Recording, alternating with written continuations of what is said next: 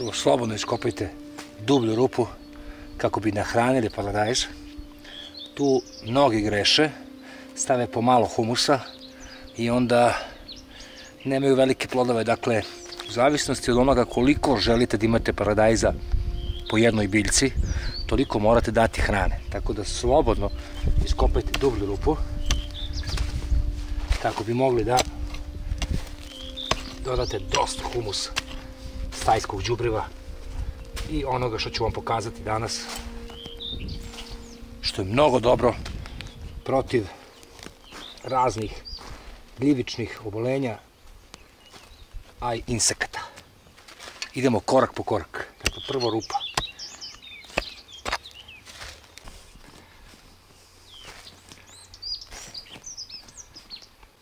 Okvirno to je to. Ovdje ima oko 30 centimetra u prečniku i u dubini, što je sasvim dovoljno za velike plodove. Kada smo iskopali rupu, dodajemo stajnjak.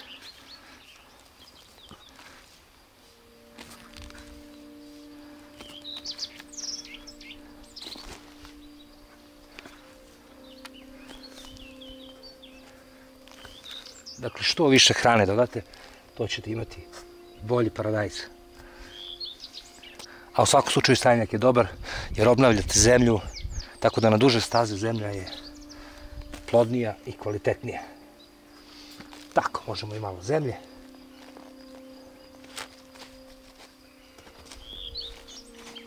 To je prvi korak. Drugi korak možete slobodno izmrviti malo ljuske od jaja. Ovo će hraniti paradajz vremenom. Dakle, ne može odmah, ali nakon određenog vremena ovo će dati svoje benefite. Ono što vam ja predlažem, a što će nahraniti vaš paradajz definitivno u ovoj sezoni, to je već spreman kalcijum, organik, dakle za organsku proizvodnju. Izgleda jako slično kao i ljuske od jaja, ali je već pripremljen na način da biljke mogu to brže da usvoje. Na ovu rupu koju sam iskopao, koja je duboka i široka 30 cm, jedna blago puna kašika kalcijuma. Zatim to dobro izmešajte.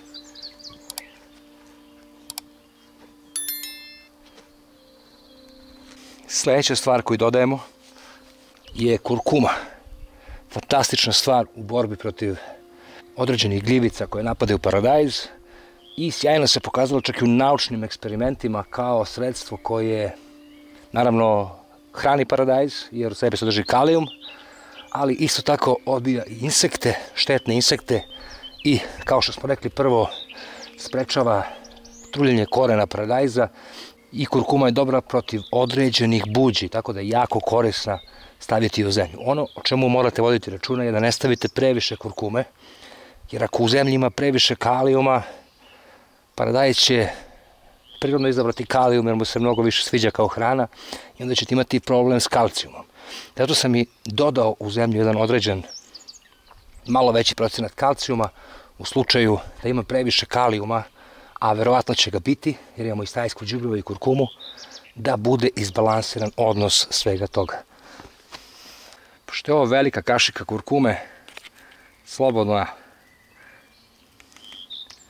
jedna supena kašika kurkume, ne treba više na ovu rupu 30 puta 30 puta 30. Također dobro promešajte.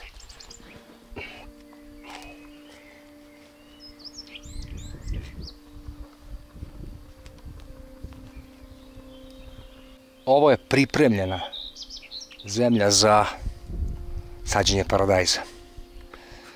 Isto tako, ako u kojim slučajem nemate ljuske od jaja i nemate organski kalcijum, možete koristiti i poljoprivredni kreč, jer on u sebi sadrži i malo magnezijuma, tako da ću ja dodati jako malo, pošto sam već dodao dosta kalcijuma i svega. Ne treba preterivati, jer se ovo već sve nalazi u zemlji. Ovo je kao dopunska ishrana. Takođe, trebalo bi dobro promešati.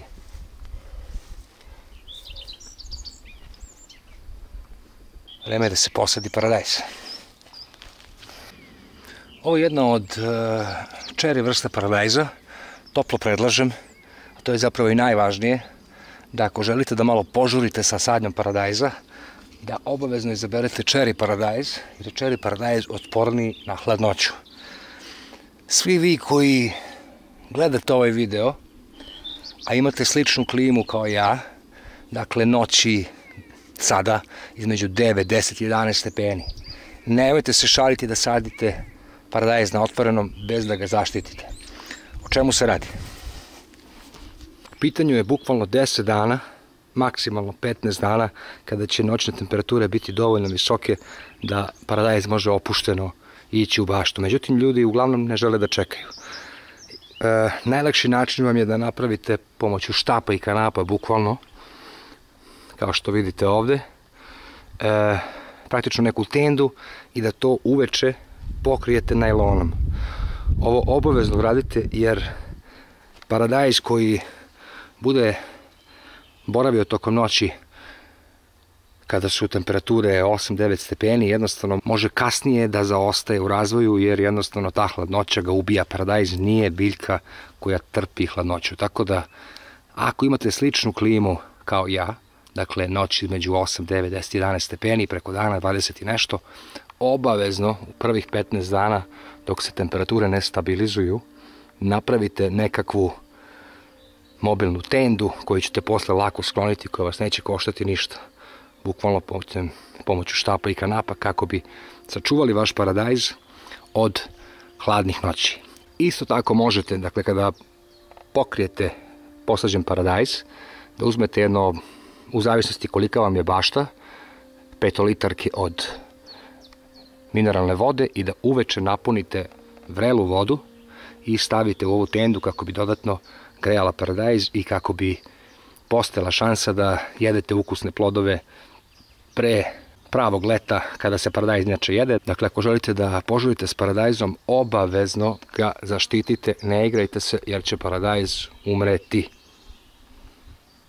Tada naravno treba izvaditi jednu biljku, to baš i nije prosto, ali to već znate, pritiskate rukom dok biljke ne ispadnu.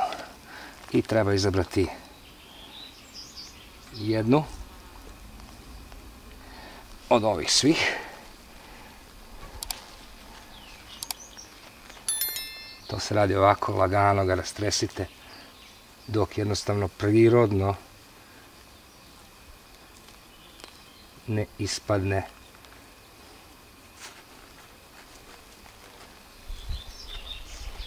Kao u ovom slučaju. Kao što vidite,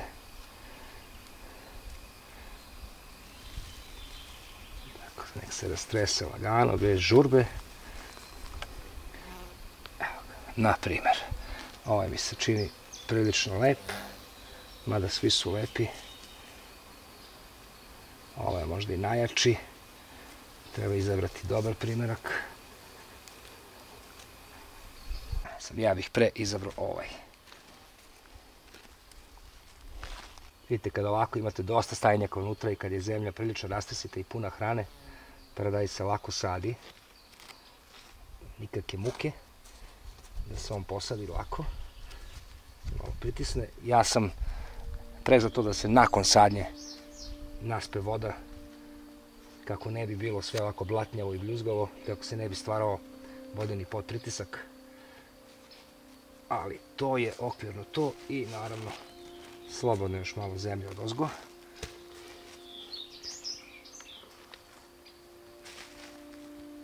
Naravno ovo treba dobro zaliti. Ne treba ni preterivati pošto su prilično hladne noći pa se preko noći stvara dovoljna količina vlage, ali naravno voda treba biti koliko toliko vlažna jer to je normalno kad se biljke presađuju